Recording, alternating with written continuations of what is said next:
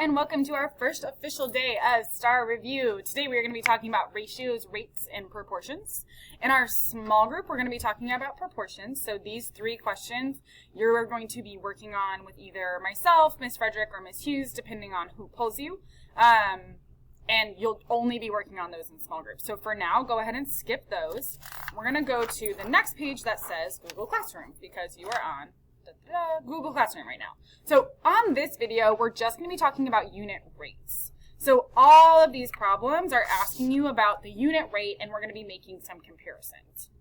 If we remember, our ratio for this problem could be written like we have juice and 300 oranges and 15 minutes. So our ratio would be in the form of 300 colon 15. Remember this colon? That's from our ratio unit, very first unit.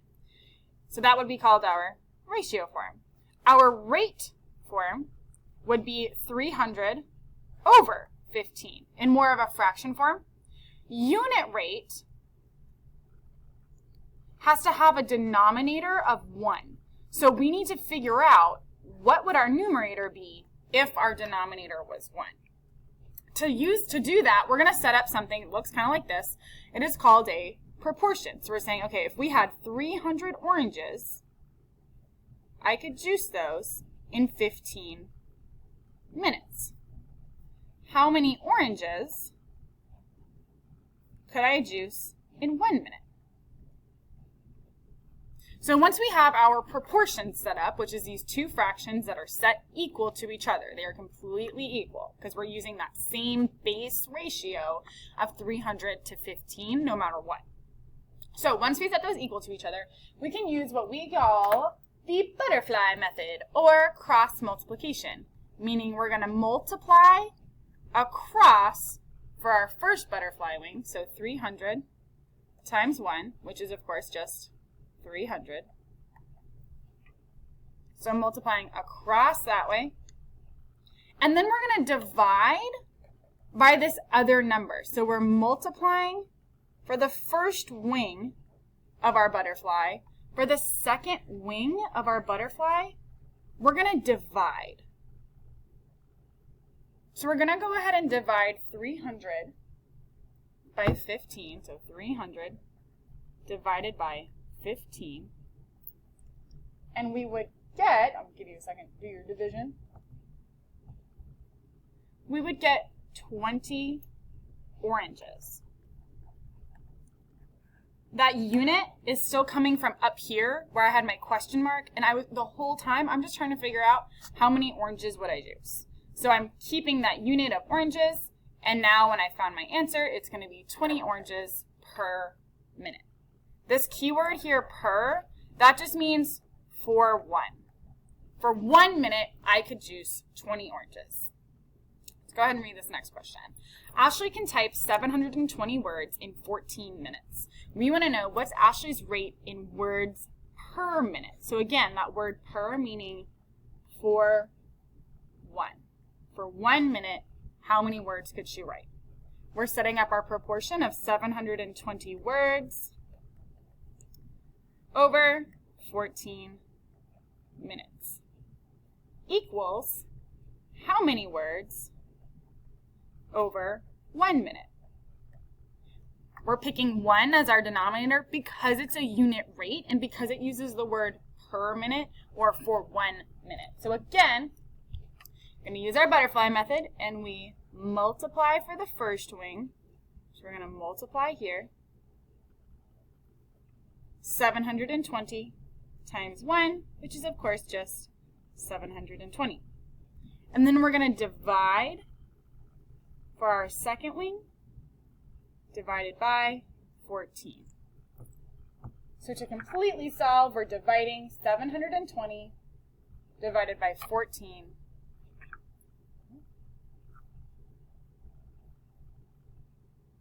Okay, hang on. And we're going to get like a crazy decimal. So we're going to get 51 and 42 hundredths, or 43 hundredths, if we round. So 51 and 43 hundredths. As we can see, that answer is absolutely not on our list. And I even double checked, and like it's not anywhere on our list. So we are, for the first time ever, going to pick not here as our answer choice. This next problem gives us a list of salad dressing prices. So it has like a 12-ounce price, 16-ounce price, 28-ounce price, and 30-ounce price. For all of these, we're kind of thinking of like the value size at Walmart, right? So we have like our regular size of salad dressing all the way up to like the value size or the family size. And I want to know, is it actually better? Is it a better value to buy the value size? So we're going to compare because all of these are different ounces and they're all different costs. So I want to find what we call the unit cost, which is just the amount you can buy for $1. For $1. So just like up here, we were looking for 1 minute for 1 minute. Now I'm looking, okay, well, what can I buy with $1? To kind of organize my work a little bit, I'm going to do each salad dressing on a different Post-it. So I'm going to start with my 12 ounces. We're going to organize this as size over cost, just like it's set up in the table. So size in the numerator, cost in the denominator. And my first size here is 12 ounces over $1.20. I'm going to set that equal to, okay, well, what if it was just $1? How many ounces could I afford for $1? I'm going to multiply for my first wing and get 12, and then divide for my second wing. So I'm taking 12 divided by $1.20. When I have a decimal outside of the house like this, I have to swoop 2 times to get rid of it. So inside the house, I'm also swooping 2 times and adding those imaginary zeros in. Now I can see, okay, 120 would go into 120 one time. I'm subtracting, bring down that last 0, and it goes into 0 times. Which gives me a unit cost here of 10 ounces per dollar. So if I spent $1, I could get 10 ounces. So on my table here, I'm going to write, okay, this one would be 10 ounces. Let's see what the next size would be. So for 16 ounces, we're setting it up exactly the same way. Size over cost. For 16 ounces and $1.79, how much could I buy for just $1? Multiplying across, I get 16. And then I have to divide for my other wing. So I'm dividing 16 divided by $1.79. That would give me a total of, so for $1, I could buy 8 ounces and 8 94 hundredths of an ounce. We can already see, okay, well, 8.94, that's not as many as 10 ounces. Even though I'm paying the exact same amount, both of these, I'm only spending $1. Here, I'm getting more ounces. So I'm going to get rid of this 16-ounce Post-it because I already know 16 ounces is not the answer. Because it's, so far, 12 ounces is going to be our best bet. Going to our third size, we have same thing, size over cost. We're going to set 28 ounces. We can buy that for $2.70. Setting that equal to, okay, well, what could I buy for $1? Multiplying for our first wing to get 28 ounces, and then dividing for our second wing to find that question mark. So we're going to take 28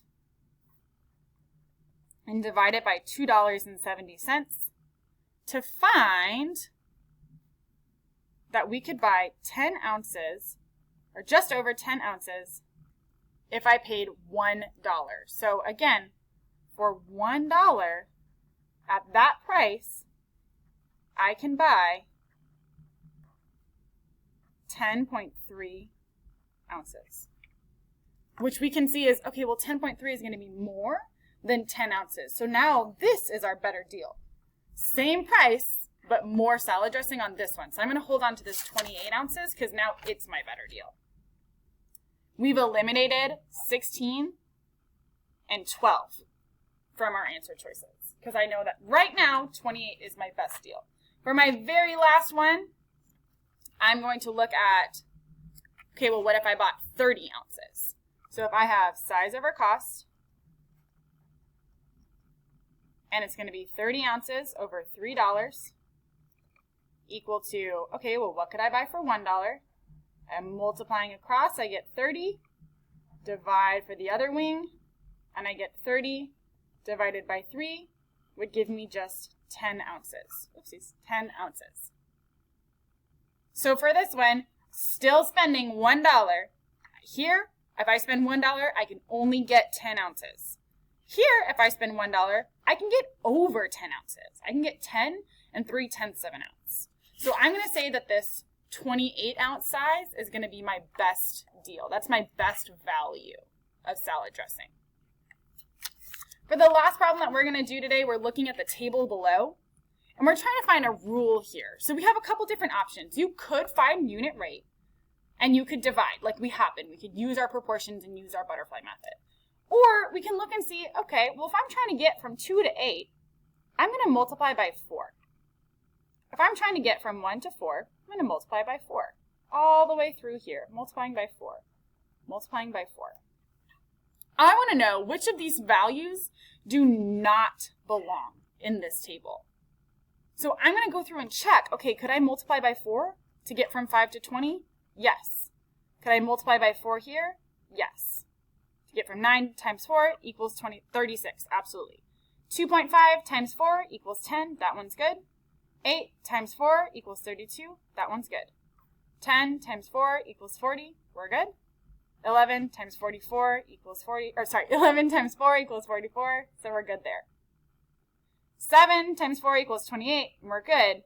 But 3.5, I don't know that one off the top of my head, so I'm going to have to actually multiply that. 3.5 times 4, I would get 4 times 5 is 20, and then 4 times 3 is 12, plus that 2 that we carried for 14.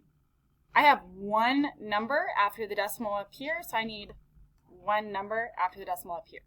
Which means that 3.5 times 4 is actually going to be 14, not 13. So option D does not belong. And because it doesn't belong, we're going to say it is the answer. Because it does not belong, it is the answer. So don't do what I do. Don't exit out. This very last question about Hugo. He bought 2 dozen folders for $6. How much would 72 of these folders cost? 2 dozen? A dozen is 12. So we're going to say he bought 24 folders for $6. We're going to figure out, okay, well, what if he wanted 72 folders? How much money would that cost? You're going to answer this one on Google Classroom. So you're going to end this video, and there's a question on like the ratios and rates day that you can answer, and you're just going to type in how much money would 72 folders cost on Google Classroom and hit submit. This is going to be our graded question for today, so make sure you are doing your best work. The rest of your packet is your homework, which you do not finish in class will be due at the beginning of class tomorrow. If you have any questions about this video, please write them down and bring them to small group, and we can talk about anything that you need to talk about. Myself, Ms. Frederick, or Ms. Hughes can absolutely help you with these.